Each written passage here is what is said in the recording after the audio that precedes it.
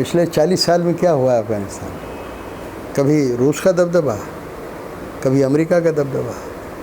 कोई सरकार वहाँ ऐसी नहीं बनी जो अपने पाँव पर खड़ी है।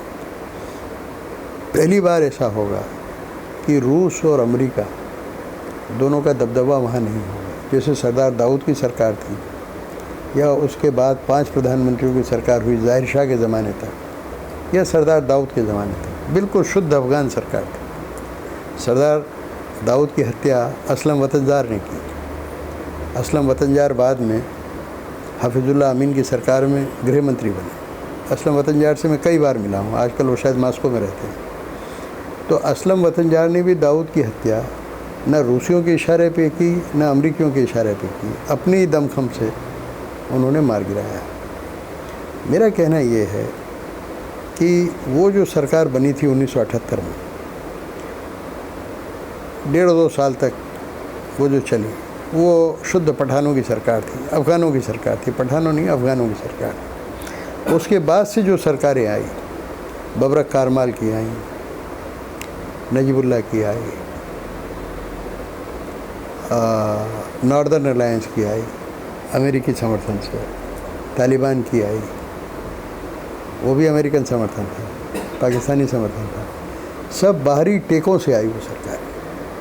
अशरफ गनी की सरकार हुई, हामिद करज़ई की सरकार हुई। लेकिन अब जो सरकार बनी है, अगर भारत जैसे मुल्क, अमेरिका जैसा मुल्क, ब्रिटेन जैसा मुल्क थोड़ा मुस्तैदी से काम करे तो ये सरकार शुद्ध अफ़गान सरकार बन सकती है। पाकिस्तानी प्रभाव से भी बाहर रह सकती है। और पाकिस्तान क्या खाक प्रभाव डालेगा? खुद ही खाने को नहीं है तो दूसरे को क्या खिलाएगा? जिसके घर में खुद रोटी नहीं है वो क्या करेगा?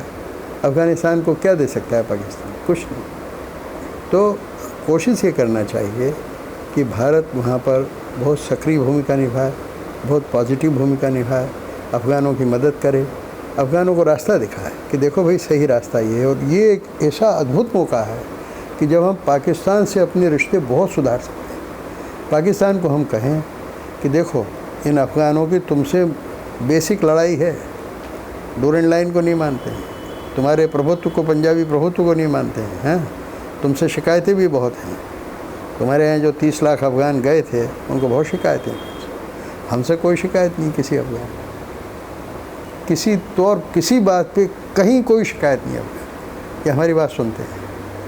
तो हम तुम्हारी मदद करना चाहते हैं, तुम्हारे यहाँ शांति रहे, तुम्हारे यहाँ लाखों लोग फिर से न भर जाएं, तुम्हारे लॉ एंड ऑर्डर को ख़त्म न कर दें। पठान लॉ एंड ऑर्डर नहीं मानता, कराची में अपनी वाली चलाते हैं, वो ठीक कर दिया उन्होंने पुलिस वालों को। भारत समझाएगा कि देखो हम पठान हमारे भाई हैं, आर्य लोग, मूलतः हमारे लोग, हम उनको समझाएंगे प्रेम से। और भारत की बात सुनते हैं, उन्होंने तारीफ़ की है भारत की। तो भारत चाहे तो पठानों के बहाने, अफ़गानिस्तान के बहाने पाकिस्तान से भी रिश्ते सुधार सकता है। जब आप पाकिस्तान से डिप्लोमेटिक रिश्ता बनाए हुए हैं, जिसने आपके ख़िलाफ़ इतनी बार युद्ध लड़ लिया है, तो भाई इनसे रिश्ता बनाने में क्यों घबरा रहे हो? ये ठीक है कि हमारे लोगों को वहाँ से हमको उठा लाना था, अभी भी 500-700 लोग फंसे हैं, उनको उठा लाना चाहिए था। लेकिन हमें उनसे बातचीत भी लगातार करते रहना चाहिए। संयुक्त राष्ट्र संघ में हम पहली बार सुरक्षा परिषद के अध्यक्ष बने हैं।